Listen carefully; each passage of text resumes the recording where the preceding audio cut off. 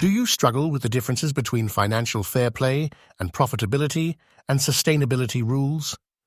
Today, we review the two major financial regulations shaping football.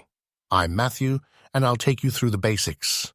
Financial fair play, FFP, was introduced by UEFA in 2010 to regulate football clubs' financial health across European competitions such as the Champions League and Europa League. The primary goal of FFP is to prevent clubs from spending more than they earn and to encourage financial responsibility. Break-even requirement. Clubs must not spend significantly more than they earn over a 3-year monitoring period.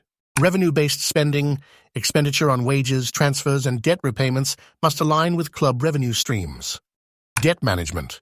Clubs with excessive debt and unsustainable financial models can face sanctions. UEFA licensing system. Clubs must meet financial criteria to obtain licenses for European competitions. Sanctions.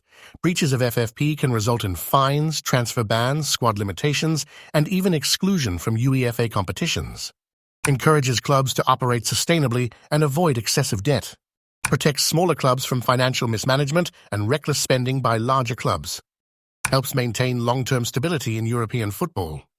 Critics argue it benefits already wealthy clubs while restricting ambitious smaller clubs. Enforcement has been inconsistent, with some clubs receiving lenient punishments.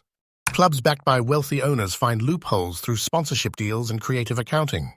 Profitability and sustainability rules, PSR, are specific financial regulations introduced by the English Premier League, EPL, to monitor and control clubs' financial health within the domestic league. Unlike FFP, which operates across Europe, PSR applies exclusively to English clubs participating in the Premier League and English Football League, EFL. 3-year loss limit. Clubs are allowed to incur a maximum loss of £105 million over a rolling 3-year period. Revenue consideration.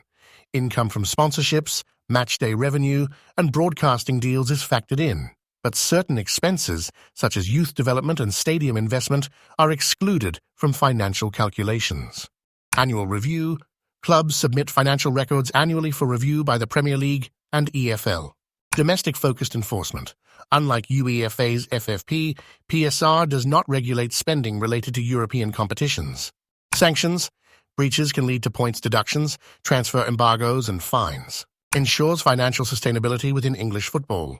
More transparent and objective, given its straightforward financial threshold. Allows for investment in youth and infrastructure without penalties.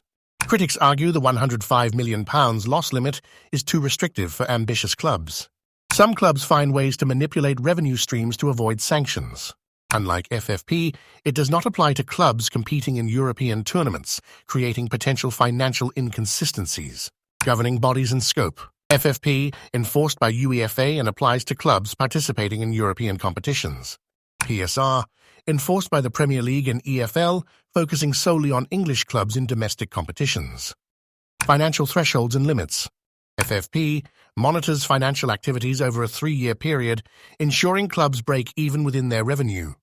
PSR allows a set loss limit of £105 million over 3 years for Premier League clubs, with stricter rules in lower leagues. Approach to debt and investments. FFP places strong restrictions on debt accumulation and high spending beyond revenue. PSR allows certain financial investments, such as stadium improvements and youth development, to be excluded from loss calculations.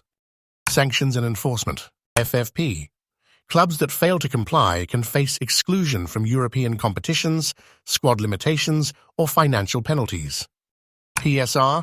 Breaches result in points deductions, fines, or transfer bans within domestic competitions. Flexibility in spending. FFP. Wealthy clubs can sometimes bypass regulations by securing inflated sponsorship deals from related parties. PSR.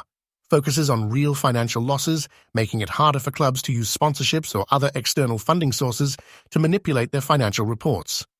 Both FFP and PSR have led to high-profile cases where clubs faced scrutiny and punishment for financial breaches. Notable examples include Manchester City, FFP violation 2020, accused of inflating sponsorship deals to bypass FFP rules, leading to a 2-year European ban, later overturned by the Court of Arbitration for Sport. Everton, PSR violation 2023, docked points for exceeding the allowable loss threshold under PSR rules in the Premier League. Paris Saint-Germain, FFP investigation, under UEFA scrutiny for heavy spending on player acquisitions while allegedly circumventing FFP limits through sponsorship deals. Both FFP and PSR aim to promote financial stability but differ significantly in their implementation and impact. FFP is more broadly focused and applies to European competitions, ensuring clubs operate within a sustainable model on a continental level. PSR is domestically focused, providing a stricter framework for financial accountability within English football. Ultimately, neither system is perfect, and both have faced criticisms regarding fairness, enforcement, and effectiveness. However, they play a crucial role in ensuring that football clubs operate responsibly while maintaining a competitive balance within the sport. As financial landscapes evolve, both FFP and PSR may continue to be revised to address emerging financial challenges in football.